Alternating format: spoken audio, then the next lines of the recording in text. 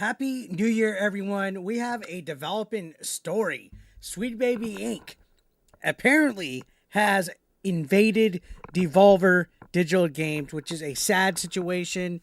Devolver was one of those top indie studios, but now we know this day and age, almost everybody's getting infected by that DEI woke mind virus. So apparently, there's a game called The Crush House. I believe that's the name of the title of this video game, and they're working with Sweet Baby Inc. on this game.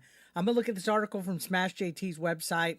It says those of you who've been paying attention as the wild year of 2024 comes to a close would instantly recognize how the gaming community has been rocked by Sweet Baby Inc. So we've talked about everything from Suicide Squad, which funny enough is free now on PlayStation Plus. It's going to be a free monthly game. That game has gone the way of the dodo. You think about everything involving Kotaku, Alyssa Mercante, everybody who's basically run cover for Sweet Baby Inc. this past year. It's come to a head. And now Devolver Digital is working with them after every single thing that we've ever heard. So Master of the TDS, shout outs to them, and his wife, Writing Raven, exposed this on their video on YouTube. And the Crush House, it's being marketed as a thirst-person shooter. So that sounds, on paper, a little bit creative, cute, but there's some issues with it. Supposedly, it blends dark comedy with reality TV tropes and a strange dating simulation aesthetic. Players act as the producer of a 1999-style reality show, selecting cast members, filming drama-filled moments, and trying their best to uncover sinister secrets along the way in a fairly bare-bones indie graphic layout. If that premise sounds cringeworthy, the gameplay footage and marketing materials are only going to work to amplify the complete absurdity of it all. I'm still trying to comprehend like all the concept art and stuff, like dog milk, Slurpeers today. Like, what's this? Like, this doesn't even look woke. It just looks weird.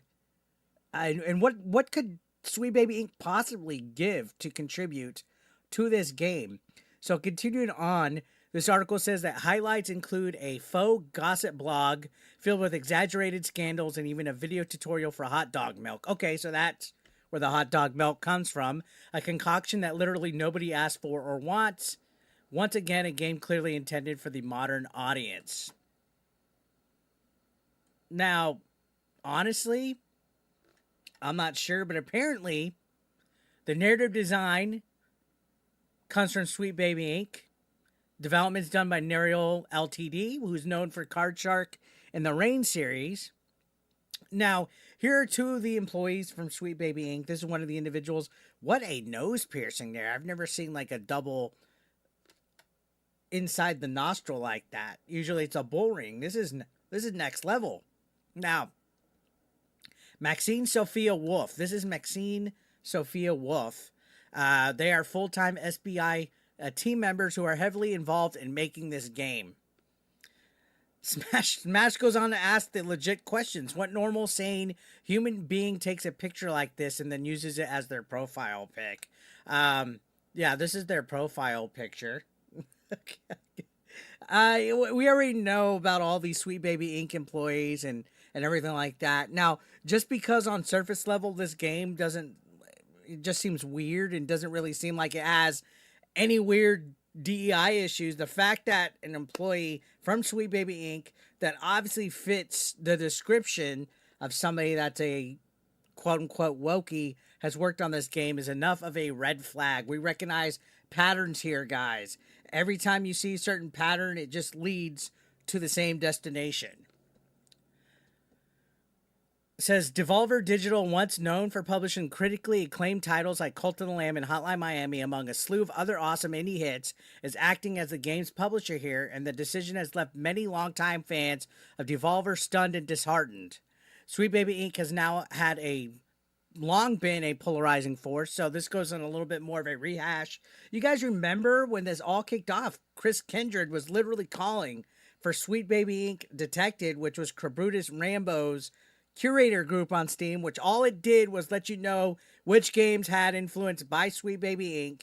Chris Kindred, who I believe doesn't even work there anymore, was asking for it to be deplatformed. You can see they're calling for mass reporting. That's what these guys do. I've even had not too long ago, the journalist who should not be named called for a mass deplatforming of my channel. Report the fuck out of this. They go to Blue Sky now. That's their little safe space, and they ask for mass reporting. And 9 times out of 10, it works because the deplatforming technique works in their favor. That's all these people know how to do is cancel. But this caused such a chain reaction of this last year in 2024 to where we're at right now with after Concord, Duskborn, Suicide Squad, all the situation going on with the Smash JT Mercante lawsuit. It's all stemmed from this whole situation of Chris Kindred originally calling to arms to report Cabrutus Rambo's Sweet Baby Inc. detected Steam group. Think about that. And now the main game that caused all the commotion to Suicide Squad isn't even being supported. This has been a heck of a year. So the company that caused all this, guys, the company that caused all this controversy is working with Devolver now, which is kind of unfortunate. It's kind of a bad look in my opinion as well. So yeah, Smash says it right here. Their partnership with Devolver Digital has reignited these very same concerns. For a company like Devolver, which built its reputation on innovative, indie-friendly games, collaborating with a studio like Sweet Baby Inc. seems like a gross misstep to their brand and values. So, yeah. What is even the Crush House? Like, look at this screenshot right here. Says what's worse is that the Crush House looks like a mess both conceptually and visually. Its premise leans heavily on outdated reality TV cliches. Its marketing materials are bafflingly bad, and on top of that, their association with SBI undermines its credibility to the core. For a publisher like Devolver Digital to put their name on this project raises serious questions about their judgment.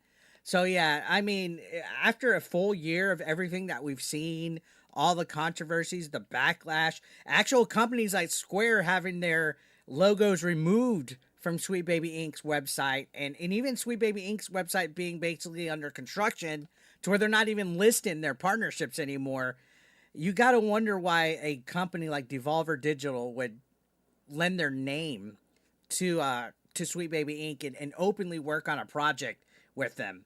It's literally been a nail in the coffin for most projects. And it's not so much like the whole thing about what they do. It's more of like the people that protect them, the people that cover for them, whether it's people that work for Sweet Baby Inc. that do vile things like mass report, try to deplatform, try to take down websites, or the journalist like Alyssa Mercante that wrote that article, Sweet Baby Inc. doesn't do what you think it does, and every single sick, vile thing that all these people involved with Sweet Baby Inc., whether they're a journalist or an employee, they've done a lot of bad things. So it doesn't look good when a studio gets involved with them. This article on Smash's website says this collaboration is more than just a bad look. It's a warning sign. If a respected publisher like Devolver Digital is willing to work with Sweet Baby Inc., what does that mean for the future of the indie gaming scene? Will Sweet Baby Inc.'s influence continue to spread, tainting more projects with their controversial reputation?